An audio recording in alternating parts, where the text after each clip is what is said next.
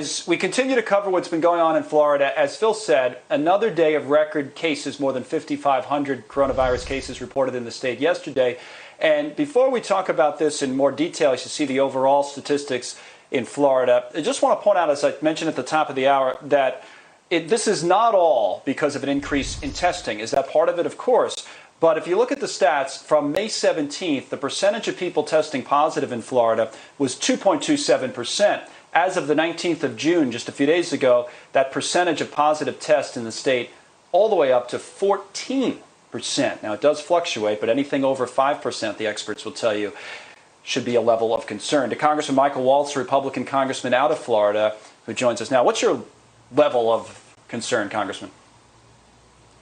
Well, just to add to the statistics that you were mentioning in terms of positivity rate, I think it is very, very important for all of us to also talk about the fact that, yes, the number of cases are rising, the positivity is rising, which I think makes sense as we open up and as we test more, but the hospitalization rate is relatively flat.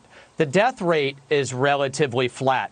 If you look from mid-May until now, when the opening began, that we're in about the same place. And I think it is worth remembering that the goal always was to flatten the curve so that our hospital systems could get the equipment that it needs, the PPE, the ventilators, the hospital space and the beds, and we've accomplished that.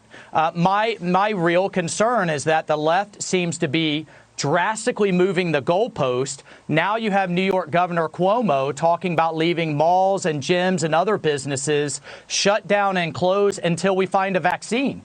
It's not clear to me what he means by that. Is he talking about discovering a vaccine, fully producing a vaccine, getting it fully distributed?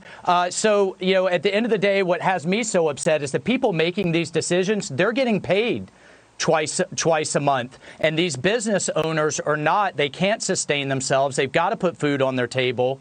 And we've just completely moved the goal that we originally had in place here. What can be tough about it, Congressman, is the timing on this. And I get your point about that goal. You're right. Early on, that's all we were talking about is let's make sure the hospitals don't get overwhelmed. We knew it here in the New York area. The stats I saw from Florida, maybe you have updated numbers, was that...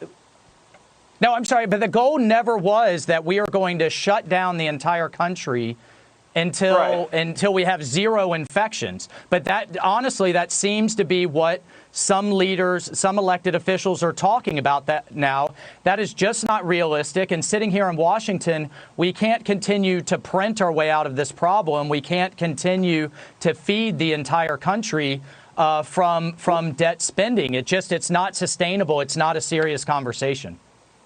No, I get your point. I want to make one other point, Congressman, just before we run out of time. I was going to say that the stat I saw was that 75% of the hospital beds were occupied in the state, and that a couple of hospitals in Palm Beach County had no ICU beds. So I guess the larger point people would say is that those indicators, hospitalizations and deaths, can often be lagging from the cases. So if you wait to react, maybe you waited too long. Is that fair?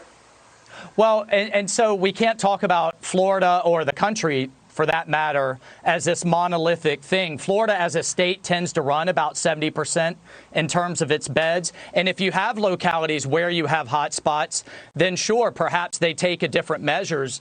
But what we can't have are these one-size-fits-all kind of massive reactions. We have to allow people to get back to work. And importantly, individuals and business owners have to keep abiding by the guidelines, or else they are going to get these drastic reactions. And I think personal responsibility still needs to be a big part of the conversation. Understood, and it will be. We'll keep the conversation going. Unfortunately, we do have to run now. Congressman, thank you so much.